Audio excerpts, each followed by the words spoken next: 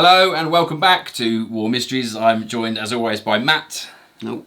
And we have a very special guest with us today. It's Manners, the table variety, not the bricks and mortar. And I'm Jay, as you likely already know. In this one, we're going to be talking about the big airship and its cargo. Oh yeah. Alright. On an overcast early Sunday morning in August of 1942, the L8, or Love 8 airship, took off on a patrol across the San Francisco Bay area, hunting for Japanese submarines. After a brief incident involving a suspicious oil slick, the airship moved off into the clouds to continue its journey. A number of sightings, some contradictory, took place over the next few hours as the airship traced an erratic course across the city, sustaining damage along the way and even letting loose a depth charge during an impact with a hillside. 5 hours after launch, the airship crashed into a telephone pole on a suburban street in Daly City, more than 10 miles off course from its destination. As authorities rushed to the stricken blimp, they found the doors locked open and no one inside. This is the story of the ghost blimp of Treasure Island.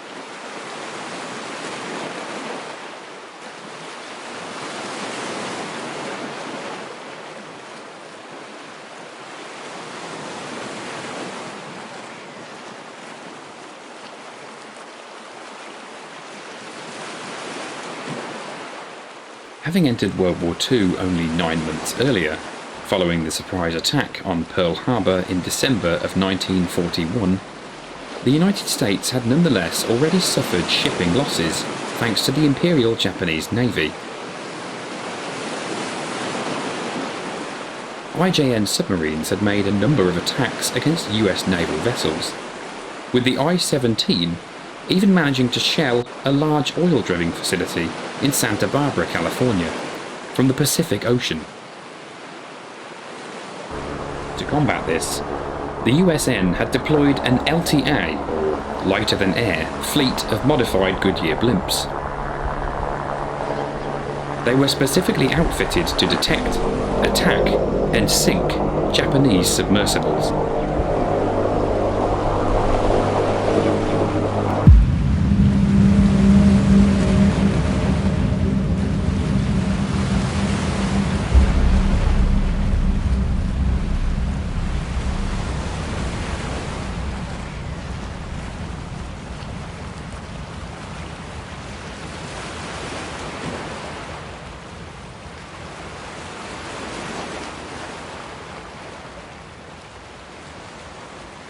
Alright, so there is an image of the Love 8 airship, which of course our viewers, it'll be over my face as always, so I'll just be... Is that on a bit of paper? Well, look at it.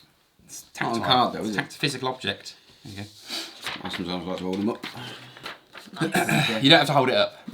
And that's a dirigible. It's got gas cells inside. It's an airship, like the Hindenburg, but it's not on fire and no one's dead. So they were like, what they used for observations, spotting? They were used as spotters, so they would fly out over San Francisco Bay. They had them on the East Coast as well. These were specifically outfitted to spot submarines. It was 1942. America's only been in the war for, about a year at this point, after Pearl Harbor.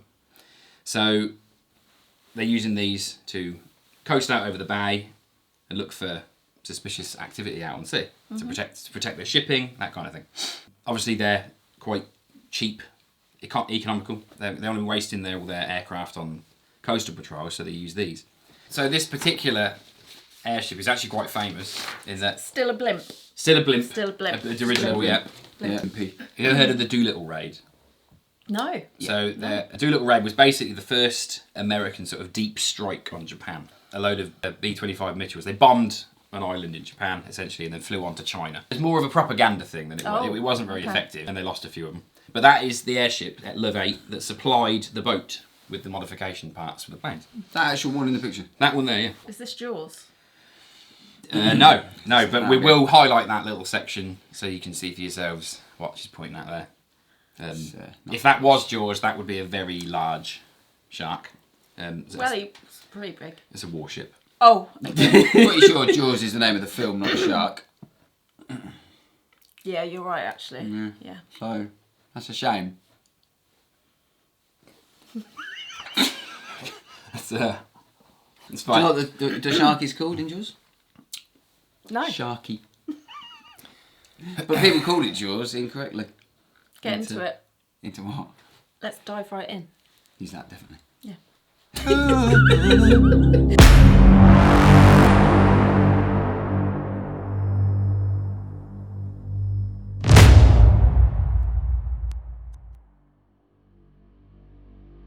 Love 8, or L8, was an L-class dirigible, constructed as a pattern copy of the Goodyear advertising airships, and refitted for military service. These airships carried two 325-pound Mark 17 depth charges, two Mark 4 floatlights, and a .30 caliber machine gun. It was one of three airships manufactured for Patrol Squadron ZP-32, based in San Francisco, and on the day of the incident was deployed for active duty at the Naval Auxiliary Air Facility, an airfield that formed part of Naval Station Treasure Island. These airships were sometimes crewed by two men, though they could accommodate three. On the day of the patrol, a crew of 3 men would be reduced to 2 anyway, as a safety measure. A build-up of dew and moisture on the dirigible's skin had allegedly increased the overall weight of the airship, and a 3-man crew could have exceeded the maximum safe launch weight. This one takes off on a Sunday morning. Originally going to go out with a crew of 3 people, but because there's a load of dew on the skin of the airship, it's overweight, so they can only take 2. Now let's wait for the dew to come off. Wait till 11:30. No, because they do daily patrols. They do them around the clock. So there were originally three crew. There was Ernst Cody, Charles Ellis Adams, and a guy called James Riley Hill, who was very lucky because he wasn't on board that day. Because of the dew. Because of the dew. So he would have been on. He would have been. Right. Yeah. If it wasn't a wet morning, then there would have been all 3 of them in there. Wow. So, yeah. So you'd have. Is he still alive? Can we get? No, I don't think he is. Is he coming on? Are we interviewing him tonight? Extremely unlikely. No. Right. August 16th, 1942 was a Sunday, and the mission for the day was an approximately 4-hour-long patrol across the San Francisco Bay Area to hunt for submarines off the coast. Once the blimp had been prepared for flight, fueled and armed, they took off at 6:03 a.m. So there you go. So Sunday morning, 6:03, off they go. There's only 2 of them now, not 3. And they are just heading out over the San Francisco Bay. Sun's coming up. Very much like that, I imagine. Beautiful. You know, chilly. Yeah, but it was still cold. Chilly in there. No cabin heater. Well, probably not anyway. I wouldn't have thought. Anyway, let's get into their patrol.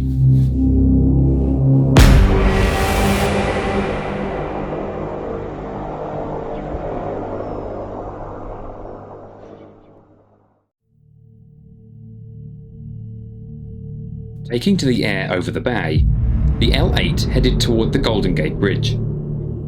Their patrol route would see them head west out to sea as far as the Farallon Islands, and from there due north to Point Reyes, followed by a path south to Montara Beach before returning to Treasure Island. The first 90 minutes or so of their patrol was uneventful, as the airship made headway past the Golden Gate Bridge and out into the San Francisco Bay. Changing heading slightly to head west-southwest, the crew made way toward the Farallon Islands, and upon reaching a point 4 miles east of the island group, Cody sent a radio message indicating their position to Moffett Field Receiving Station. The time was 7:38 a.m. About an hour and a half later. About an hour and a half. About an hour and a half. They're just telling them, but essentially they're telling them where they are, Okay. which is at this point 4 miles east of the Farallon Islands. 4 minutes later, at 7:42 a.m. I was She's beat all me over, to the maths. all over it. Yeah. The receiving station at Moffat Field picked up one more message from the airship, and that is, "Am investigating a suspicious oil slick. Stand by." Oh. So an oil slick on the surface of the sea normally indicates Submarine situation. because they haven't perfected the design of these things yet, and a bit of oil leaking out every now and then is part of the course at this point. So if you find a load of oil floating on the surface, which is quite visible, you know, they get sheen, that normally indicates that there's a submarine nearby. Watch out for that when you're on holiday. Keep an eye out. Yeah. Out fishing or whatever. You know, Every if you, day's a school day. if you see any oil Yeah. floating around, probably the Imperial Japanese Navy trying to get one over on you. Have they had their breakfast yet? They probably have. They probably have it in the Okay. morning. Weet in a Bix? mess. Maybe. It's like, it's the 40s. Did they have Weetabix in the 40s? Yeah, it must have done. They'd have had porridge. They had Ovaltine, for didn't sure. they? All that Yeah. shit. Would they have had eggs? When were eggs? When were eggs invented? I reckon they had eggs. Maybe. Solid breakfast, isn't it? Yeah. Solid. They're going out Protein. to sea. Protein. Oil on the surface of the sea was a telltale indication that a submarine could be operating in the area. This was a cause for concern, and according to eyewitnesses, for approximately the next hour, the airship circled the slick at around 200 to 300 feet above the water. At one point, the blimp was sighted descending to around 30 feet, as if to inspect something closely. At this time of the morning, there were a number of small fishing and merchant vessels in the bay, as well as the SS Albert Gallatin, a Liberty-class merchant ship constructed under the Emergency Shipbuilding Program. Many of these boats spotted the L8 on its patrol that morning, including during the investigation of the oil slick. At a time approaching 9 a.m, the airship suddenly took to the sky, rising into the clouds and headed back in the direction of San Francisco to the east. This was not an unusual manoeuvre, but the radio silence of the blimp since 7:42 a.m. had been noted, and as a precaution, 2 Vought OS-2U Kingfisher seaplanes had been dispatched to make visual contact with the airship. This was the last confirmed sighting of the crew of L8. That's the last time anybody can confirm seeing the men on board when it was under control investigating this slick. And then it went up. Yeah. Shot up into the clouds. And that's from it. that point further on, Gone. It wasn't inverted. it wasn't inverted, It's a shame. unfortunately. Missed a trick there. Straight up. Straight up. How quick? How fast? Wow. Not, not at rocket speed, it's gas filled, Yeah. but fairly quick. It's not Flight of the Navigator, it just kind of, That's niche. up it goes. It's very niche. It is niche. It's that super Cracker niche. though. I'm Absolute cracker. I'm glad you both got the reference. Yeah. And disappears into the cloud cover. Like a party balloon. Kind of like, when you let go of one of those helium balloons. Yeah. It's always devastating, that, isn't it? It is. Because you never get it back, do you? Never. Have to get the air rifle out. Yep. Particularly bad at those sort of gender reveal parties. Because you never find out, do you? The cliffhanger on that. 9-month forever. wait. Brutal. Yeah, no, yeah. Yeah, I mean, you could just tell them. Just say, it's a boy. Yeah, it's a boy. So, 7:42 a.m. was the last time they'd sent a message through saying we're investigating this slick. Yes. And they hadn't sent any further messages since. It fell out, do you I reckon? mean, how frequently would they check in? Well, it would normally be between every hour and a half. So the first... So that in itself is a bit suspicious. Yeah, a little bit. Because from this point onward, there is no further radio contact at all. So they've only sent a few messages so far. One to tell them where they are near the island group. Another one to say, well, we found some oil, so we're going to have a look. And that is it, 7:42, no more. Done.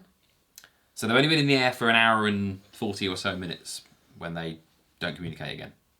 And that this was noticed, so the Moffat Field Station sent out 2 Vought Kingfishers, which are seaplanes, Okay. to spot or try and find, make contact with the airship. So now we're going to talk about what happened after contact was lost.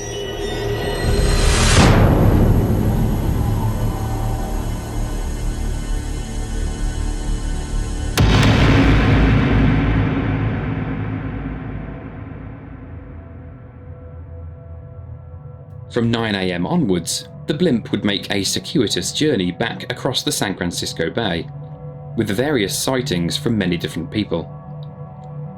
It would be almost 2 hours following the investigation of the oil slick that L8 would be seen again, on this occasion by a Pan American Clipper plane. At 10:49 a.m, the pilot later reported seeing the airship making slow headway over the Golden Gate Bridge, and had noted that there was nothing wrong with it, as it appeared to be on course for the bay and a powered flight. 11 minutes later, one of the Kingfisher search and rescue planes came into visual contact with the airship approximately 3 miles west of Salada Beach, where it ascended into the overcast sky. Breaking through the clouds, it again appeared to be under controlled flight, but it was evidently coming very close to its pressure height of 2,000 feet. This is the point at which a set of safety valves automatically deploy to vent helium, in order to prevent the gas cells from rupturing. An Army P-38 Lightning fighter, on a flight off the coast of Pacifica, next spotted L8 as it came back under the cloud cover. The blimp was now near Mile Rock, just south of the Golden Gate Bridge, and though at a distance, the pilot reported that there was nothing apparently amiss. So it's quite high up still. It's gone up into the clouds. It's stayed up there after seeing this flick.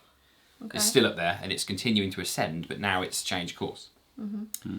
And it's now south of the Golden Gate Bridge, west over the bay still. Still not inverted. Still not inverted. Okay. It's a shame because I would definitely try and barrel roll it. That'd be amazing. Brilliant, wouldn't it? But it's continuing to climb. They like we said, they've got a pressure height of 2,000 feet. You go above that, the gas cells can rupture. Ooh, okay. And then you're in shit. Yeah, really, you don't want to do that. Yeah, that's the only thing keeping you in the air. Following this, a few minutes later, Richard Quam, an off-duty Navy seaman, saw L8 in the distance to the north as he was driving up the coastal highway between San Mateo and San Francisco. And this was the first report that something might have been wrong with the airship. Mr. Quam had the foresight to stop briefly in order to take a photograph, but this camera would very soon be confiscated by authorities. The airship was noticeably sagging in the centre mass, most likely caused by damage to the gas cells. At 11:15 a.m, the airship was next sighted approaching Ocean Beach by a solitary bather south of Fort Funston, around 50 feet offshore and 50 feet above the water. It was moving broadside to the wind and still sagging badly in the centre mass. The motors were silent. On the beach, near the Army Coastal Artillery Station, 2 fishermen were casting their lines when they suddenly noticed the blimp descending upon them. Dodging out of the way, they watched as the airship collided with the sand dune bank, damaging the starboard engine and the propeller blades. Thinking quickly, they grabbed at the tie lines in an attempt to restrain the airship, but the impact had knocked loose a depth charge from the weapon rack, which rolled down the sandbank and came to a stop right next to them. This turn of events caused them to flee, unaware that the explosive required the pressure of water to activate. So they grabbed these tie lines Break your arm. in an attempt to restrain it, but the impact then knocked loose one of the depth charges. Oh dear. They're 325 pounds in weight, those things, so they're heavy, which dropped out of the weapon rack, rolled down the sandbank and stopped next to him. But that was... This obviously caused them to shit themselves. Squeaky bum, yeah. Yeah, squeaky bum time. Yeah, Dropped the ropes and legged it. just like that. Unfortunately, they were unaware that a depth charge requires the pressure of water to activate it. They're not impact explosives, No. they are pressure explosives. pressure value, So it was isn't it? perfectly safe on land. Okay. Oh, anyway, untethered, because they'd let go of these ropes and legged it, and now 325 pounds lighter, the airship then shot back up into the sky again. Oh. Because it's now shed a load of weight. Was anyone holding on? No. That would have been Lucky. a brilliant. If I had a picture of Lucky. that would Lucky. that would have been the thumbnail for the video, I think. Don't want that happening. But anyway, now it heads east inland over Daly City, which is a suburb of San Mateo. After traversing above the Olympic Club golf course and a number of roadways, The blimp ultimately began to descend for the final time. Drifting perilously close to houses over Templeton Avenue, at 11:30 a.m. it came to rest over Bellevue Avenue, atop a freshly waxed 1928 Dodge sedan, right in the middle of the street. Police and fire crews swarmed to the airship, along with a number of spectators. Climbing into the gondola, it was found to be in immaculate condition inside. The door was locked in the open position. The Bogenhaler was hanging out of the door, and there were 2 life jackets missing. But there was no sign of either man inside. And we have a picture of that as well. Oh, fantastic. Our last one, I'm afraid. So that is how it came to Oh, wow. rest. Yeah. So, obviously, there's the car at the bottom.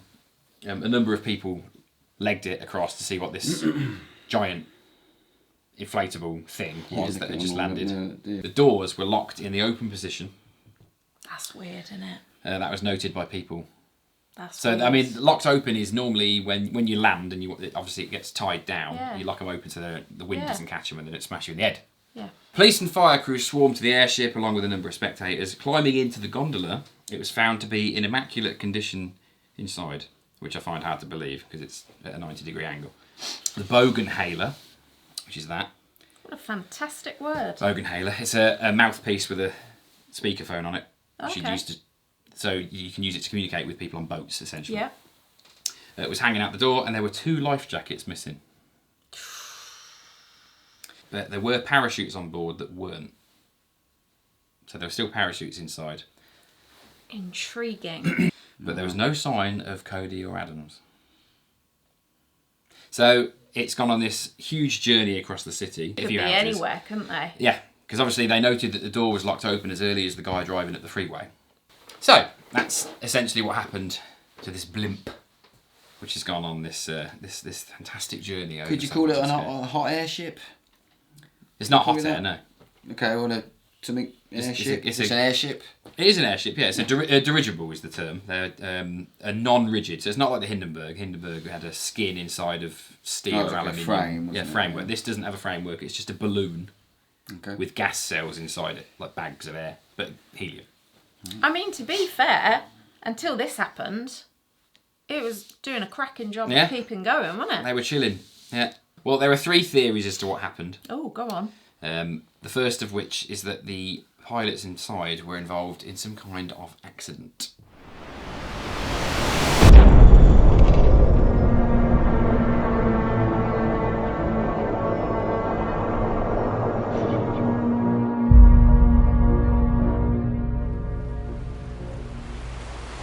A number of explanations have been put forward over the years to explain how 2 men could seemingly have been parted from a perfectly serviceable airship without any trace.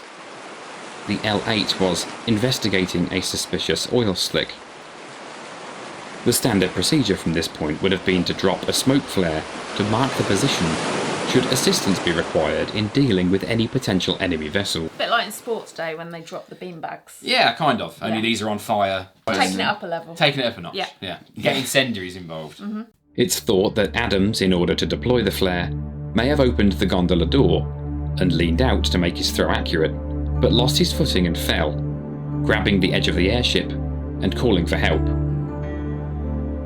Cody DeWitt, then rushing to his aid, might have left the controls of the blimp, leaving it at the mercy of wind gusts. Losing balance himself, the 2 men would have plummeted 300 feet down into the sea. Well, they had life jackets on, didn't they? Well, there What you did they go. have life jackets on for? Well, obviously 300 feet would have killed them both immediately. Into the water? Yeah. What if you did like a pro dive? Tom Daly style. Well, I mean, what's 300 feet? About 100 metres? Something like that? It's a long old way. 90 metres? It's a long way. Other versions of this theory surmise that any number of differing situations could have occurred, leading to the same conclusion, that the men fell from the airship.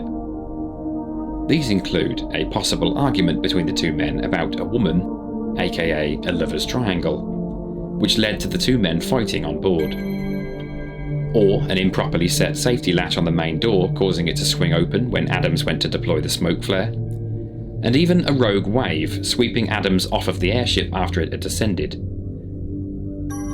More plausibly, the cause of the airship descent itself, and moreover, the reason the door may have been locked open with the hailer hanging out, might have been an attempt by one of the men to communicate with the other after they had fallen into the sea. An improperly set safety latch on the door, because obviously it can lock open, therefore it can lock shut. He may have leaned on the door. Yep. Out he goes. Yeah, but if we're going to think along those lines, it could be anything, couldn't he? It could be anything. Cody could have told Adams a bloody good joke, and he's laughing and just laughing, Could have laughing, just laughing, fallen and then on the door. Yeah. Yeah. Could see that happening. Some people suggested that a rogue wave anything. might have swept them out of the airship while it was low down to the water. No. But a 30-foot wave. No. They reckon that obviously because the hailer, the bogan hailer, is hanging out the door, he might have been using that as a cord to climb back in. Okay. So, I mean, that could just be coincidental, though, couldn't it? Really, or maybe one of them fell out when they were high up when deploying this flare, and then when it comes down, that's the other guy bringing the airship down to get him out of the water with the hailer. Maybe. Yeah. That's what made the most sense to me. Yeah, that I could see happening. But obviously, it then shot straight up into the sky. So maybe he just thought, oh, sod it, I can't get him, and off we go. I wasn't utterly convinced by that. No, I don't think you'd have your life jackets on. But you couldn't have a parachute on and your life jacket, could you? Well, the parachutes weren't taken. Pay No, attention. but I know they weren't. But I would just put one on anyway. You'd have a parachute on as well, wouldn't you? If I'm in an airship, I want a parachute on. I would. I mean, I was thinking about And it. Why wouldn't a you life tether jacket. yourself to it? If you're going to open the door, Well, yeah, exactly. and you're going to lean out. I mean, you're assuming that these are relatively smart. Well, they're Navy aviators. Yeah, so they've have both to know. fallen out. I'm not buying that. What's No. the next one? Theory number 2 is that they may have abandoned ship. I think this is sounding more likely.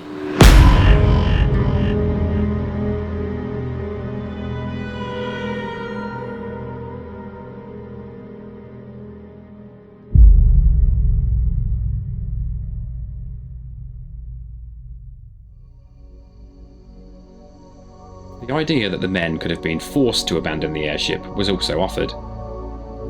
It was initially suggested that the men might have parachuted from the Blimp, a theory that was supported by an onlooker from the Olympic Club, who claimed to have seen parachutes descending from the stricken craft. This was, of course, quickly refuted when all 3 parachutes were found on board the airship after the crash. AWOL schemes were known to be underway during the war in the US. The penalty for desertion was usually a court-martial and a dishonourable discharge, but occasionally death sentences were also considered. No such evidence, however, was found to support the idea that the 2 men had gone absent. It was even suggested that the men were captured at gunpoint by a Japanese naval crew, but no such vessel was seen on the surface by eyewitnesses. This does not mean that there was no vessel present, however. So basically, they were forced down at gunpoint by a submarine. Bit of a ridiculous way to do it. Let's just get ourselves to within 30 feet of the sea, Yeah, jump in the ocean. It's a bit elaborate. You might Yeah. as well just run off, mightn't you? Yeah, I'm not Wasn't buying it? that one either. There were quite a lot of vessels in the bay that day. No one says they Yeah, saw but her. were So they pop up. looking, you know? Were they looking? Were they paying attention? Exactly. Or were they just fishing for trout? In a submarine. Not in a submarine. No, that's a bit extreme. You probably wouldn't go fishing No. in something quite that large. A final possibility was that the men may have jumped from the airship before it impacted with the sandbanks on Ocean Beach. But the 2 men that were struggling to retain the Blimp would surely have spotted them in the attempt. Overall, there is little evidence beyond conjecture to support the notion of abandonment of duty, either voluntary or involuntary. There were prisoner of war lists that were found after the war, and we went through, and obviously they would look for all these people that disappeared during the war, and they could tally what they knew. But these 2 guys weren't on those lists. Bit weak, that one. I wasn't too keen on that. But this is the problem with all the theories. They're all a bit wishy-washy. yeah, a bit watery. Was it investigated? Were they investigated? Well, you'll find out that towards the end. I'll get into what they did investigation-wise. Matthew. Patience, boy. So can we just recap? Let's recap. Let's recap. So an accident on board, Accident. which includes beating Fisticuffs. each other up, or some sort of lover's triangle. Jitterbugging. That, yeah. They may have a little radio and they're having a bit of a boogie. Yep. So the AWOL. Going AWOL, Yeah. or surrendering to Japanese sailors if they were held at gunpoint when they dropped down. They'd be right in gun range. Okay. And our last theory, which is that they defected. What does that mean? The defection is when you leave military service and you go over to the other side.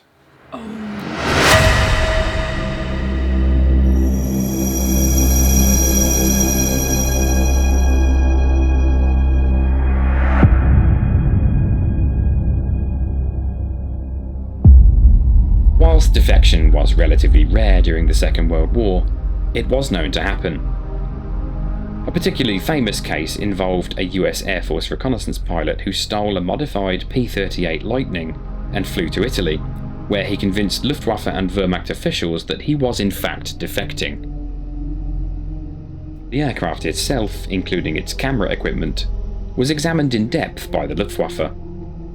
Incredibly, Monty survived the war, but was later caught by the FBI and imprisoned until the 1960s for treason. A modified P-38 Lightning, that was a very high-tech aircraft back then. You've probably seen one. Red Bull have got one. It's chrome. Okay. Twin engines, Yeah. cockpit in the middle. He nicked one from a US air base. Flew it to Italy, where he managed to convince the Luftwaffe and the Wehrmacht officials at the German airfield he landed at that he was defecting. The aircraft itself, including a lot of prototype camera equipment that it was carrying, these were fast aircraft, they were used to take photos of enemy positions. Yeah. So they weren't armed, but they would carry a load of cameras. It was examined in depth by the Luftwaffe, and incredibly, the pilot, called Monty, It's a good name. survived the war, but was later caught by the FBI and imprisoned until the 1960s for treason. Oh, wow. Okay. I mean, you would be, wouldn't you? He stole an aircraft, flew to Italy, gave it to the Germans, along with all the camera equipment on board. Yeah, you can't really do that. I can understand. You're not going to get away with that, really. No, bang out of order. So it was known to happen. It was rare, but it did sometimes happen. More common on the Axis side of things. There were a few German officers that did, and some Italians as well. As for the crew of the L-8, they did not appear on any Japanese prisoner of war lists, nor were any sightings made subsequent to their disappearance. And the only solid supporting evidence to account for how they might have defected is the lack of life vests on board the gondola upon its recovery. Were the men to have actually defected at sea, it is speculated that they may have rendezvoused with an IJN submarine somewhere out near the Farallon Island group, an area known for clandestine Japanese naval activity at the time. This could have been done when the airship came down to low flight level, but it is notable that none of the nearby vessels that day claimed to have seen anyone leaving the airship. Be unlucky, wouldn't it? It'd be a pretty coincidental series of events, but it is possible. It could happen. It could happen. Japanese ever admit to anything like that? Well, no. Nor were any sightings made subsequent to their disappearance. The only solid evidence supporting this account for how they might have defected is the lack of life vests. If they were going to jump into the sea to surrender themselves to, or to go over to the Japanese, if that was their plan, they would have had to have worn a life vest. Well, Because otherwise they get sucked down when the submarine comes up. That's kind of lending itself to theory 3 then. A little bit, yeah. I think this is a bit more likely. Unless they were abandoning their post, going AWOL. The only other way that I think they could completely disappear without being traced is if they were captured by the Japanese. But it's notable that none of the nearby vessels claim to have seen anyone leaving the airship. So it's a weird one. It's a beard stroker, isn't it? Yeah. This is the problem. Normally we have a glimmer of something. Yeah. And you think, like when we do some of the mysteries we look into, and you think, well, this was probably what happened. Yeah. You know, when a boat or a submarine goes missing, it's probably sunk. How it happened is generally the mystery. Whereas with these guys, there's no trace of them. If we knew a bit more, like if we had inventory of what was actually on board. Well, we've gone through it. There were life vests, the bow inhaler, the thing I they love use. that word. Are we sure there was that on board then? Yeah. Are we sure? Yeah. There was even a classified document on board. Oh, now you tell us. At this point, when it's crashed in the street and landed on that guy's car, They found everything on board that was supposed to be there, except for those 2 life vests. And if they were going to defect, they probably would have taken a folder full of classified documents with them. You would have thought so, wouldn't you? Yeah. So that We'll maybe scratch that one. Yeah, that kind of put a hole in it for me really, Yeah. when I found that out. Back to the jitterbug. Back to the theory. jitterbug. Yeah, dancing on the deck. Or, die. Or dead, which is just as likely, I would say. This theory all but ignores the fact that the airship appeared to make powered flight back to San Francisco shortly after completing its orbit of the oil slick, with differing altitudes and, according to certain testimony, differing airspeeds. Finally, a briefcase was left behind the pilot's seat and contained classified material and documents. It is unlikely this would still be aboard if the men had indeed defected. Yeah. Might have forgot it. Sweeten the deal a bit. They might have forgotten Might it. have ADHD. It's possible. So that's it. That's the story of the ghost blimp of Treasure Island. Love 8 itself was recovered, repaired, and resumed service. That was repaired. Yeah. Jeez. Really? Yeah. Recovered, repaired. They patched it up, put it back together, used it as a training vessel for the rest of the war. I suppose they're probably quite lightweight, so perhaps not too easy. No, they just pack it on. I'm pretty sure that was completely packed away and back in a hangar by the end of the day. It was that lightweight. They just, take the fabric off. I mean, that's Bits. quicker than it took you guys to get that up. That's right. Unfortunately, we didn't record it this time, but that wouldn't be very interesting. We won't be sitting there watching that. It'd be boring. Be bored stiff. Yes. After the war, it was returned to Goodyear, who built it. And Like it the was- tyres. Yeah, good. Yeah, yeah. Okay. They used it as an advertising blimp. Okay, yeah. And it was renamed America. And it was Bit used. egocentric. Well, yeah, I thought that. America. I'll make a note of it though. You can call it. Yeah, you get it right down. You can put it in quotes. Yeah, I'll air quote it. The air quote. There we go. Lovely. Yeah. There we go. Lovely. It was used until 1982. Wow. So it was in the Super Bowl. It was used. This exact repatched The one. whole thing, yeah. It's impressive. Put back together. I mean, was this bit? It wasn't like Trigger's broom. no. It's had 4 new gondolas, Yeah. 10 new blimp. No, they There was literally genuine. yeah, repaired it. Wow. In fact, you can still visit it. That still exists. Where? It is Where can I in see the this? America, Florida. Obviously. Yeah. The National Naval Aviation Museum in Pensacola. You can go and sit in it. I've been to Pensacola. Oh, I missed it. Next time. It's a shame, isn't it? Yeah, it's a shame actually. It's all- you 'cause always would find have these things quite an out advantage if It's- you've been to that. I What- could just say I was on War Mysteries. I know all about this. Yeah. Do you guys Well, know now all we about need it? Do you Yeah. know about the jitterbug theory? That's what I'd say. They danced themselves into the f***ing sea. So what have you written down? What are your notes? I've got, it was August the 16th, 1942. It was a Sunday morning. It was indeed. 6:03 a.m. Yeah, that's right. Notes took off. Pearl Harbor had been 9 months prior. That's right. In Yeah. 41. They were 4 miles east of something in a triangular. Then we segue into the We theory it up. theories. Yeah, so accident, theory 1. 2, AWOL / surrender. Right. 3, a word beginning with D. Defection. That's the one. Yeah. Did they defect? Probably And not. I've got in quotes America. America. Which is what it became after. Yeah, that's right. There you go. Not So you- forgetting Boggenhaler. Boggenhaler. They're good notes Boggenhaler. actually. They are good Thanks. notes. They're good Yeah. notes. You should frame those. And I've if you made want to a- see it, Pensacola. I've That's made right. some notes as well. That's it. Drawn Hit a up hot Pensacola. water bottle. I'm drawing a That's... hot water bowl. Oh, okay. Looks like a lampshade. Did you know that hot water bottles have an expiration date? Yeah. It was on the news the other week, apparently. 2 years. Is that it? One of Tina's went off into bed. Did it? Yeah. I've had mine since like 1985. So that's it. What do you reckon? You think stowaway, do you? You think someone snuck on board? I think so. The circumstances are suspicious. They are very. Perhaps. I mean, someone it was snuck on. August. Humidity may have been high. Yeah. I don't know. Could have been cooking in there. Yeah. Yeah. Literally. But perhaps that's why they locked the door open. It was too hot. But the 2 life jackets, I think, are the takeaway there, aren't they? The takeaway. 2 life jackets gone. Sorry. Blowing. They definitely had eggs. Eggs, yeah. well, that could be another reason they had the door open if they had Did eggs. you make that morning. note, Manus? Eggs. Get a bit of a breeze. Eggs. Are you going to drink that? Did you enjoy your tea? I did. It was lovely. Is there anything left of it, or is it all There's just a... just a wee bit? No, that's good. That's good news that you've enjoyed your tea. Yeah, I've loved A it. breakfast tea. Breakfasty Twinings. That's right, Twinings. Other breakfasties are available. What's our conclusion? I've just asked for what conclusion. Yeah, I wanna know what I'm going Matt's with view is. stow away a bit. Stow away a bit. Oh, Yeah. Well, you think you're stuck with their piggybacking kids off on board? mine, are you? Well, I don't want to think they went AWOL. Well, no, I don't suppose anybody wants to. They might have fell remembered out. for- I reckon they just fell out. They fell out. Jitterbugging. What, fell out as in fell out of the door, or fell out as in beat As in 10 barrels of crap out of argument. each other? Yeah. Well, I don't know. I think that something happened. And they fell out. Something happened. Fell out. And they fell out, and then they fell out. Yeah. I like your dancing idea. I think maybe they're having a bit Perhaps of a few cartwools. yeah, Killing getting a bit some time. Larry. You have Yeah. eggs for breakfast, yeah. I Yeah. did as well. There Yeah. you go. Let's have a party. Cartwheel competition. Is that Well, conclusion? Treasure Island. We're doing a conclusion. Well, we're doing it. Conclusion! Not yet. I'm still. Jesus Christ. Oh, that rung out.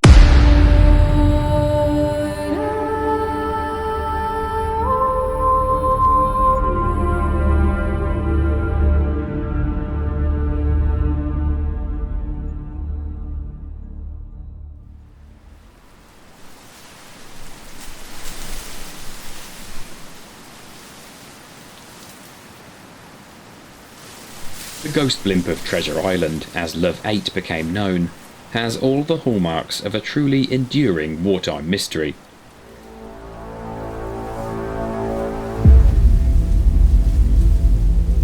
The US Navy launched an intensive search operation and multiple inquiries in an attempt to locate the two missing men. The San Mateo Highway Patrol joined US Navy ships and aircraft, combing the coastline and the roads. Large areas of the Pacific were also monitored, in case the men had been rescued by an ocean vessel that was running on radio silence. Nothing was ever found of the men. No equipment, personal possessions, nor articles of clothing at sea, in the suburbs, or washed up on the shorelines. They had simply vanished without trace. Their disappearance is a particularly noteworthy case, as the LTA program was statistically one of the very safest assignments of the entire war. Of the more than 89,000 ocean vessels escorted by blimps of the LTA squadrons, only one ship was ever lost to enemy action, the tanker Persephone, which was attacked off the coast of Florida by U-593. Even in that case, the U-boat sustained retaliatory damage, forcing it to withdraw. Additionally, just one airship was lost in combat, being K-74 of CP-21 Squadron. The only crewman lost was killed in a subsequent shark attack, and not as a result of enemy engagement. This means that the LTA Squadron servicemen had a combat survival rating of 100%. Love 8 itself was recovered and quickly repaired, resuming service as a training vessel. It was eventually returned to Goodyear after the war and was in continuous use under the name America until 1982, when the airship retired from service. The control car currently resides in the National Naval Aviation Museum in Pensacola, Florida, painted in its original L8 livery, a silent memorial to the two Navy airmen lost.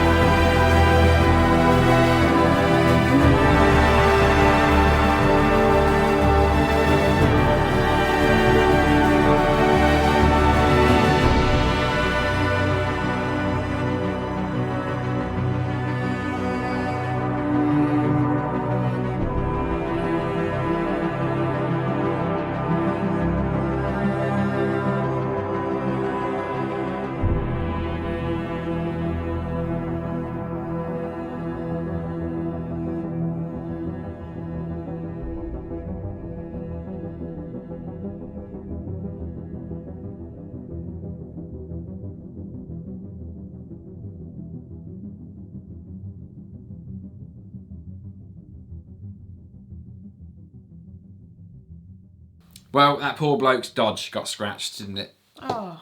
Imagine that. Did he have insurance? Well, that's the thing. They're I think never it's going to alright. believe They're never that, going to believe that. Never Blimp gonna believe fell it. on me. Why are you claiming? Well, an airship landed on it. It's off! You're talking about an airship landing. Show me photo evidence. And then he brings Well, that bad boy thankfully, out. You know, there he is brings- one, isn't there?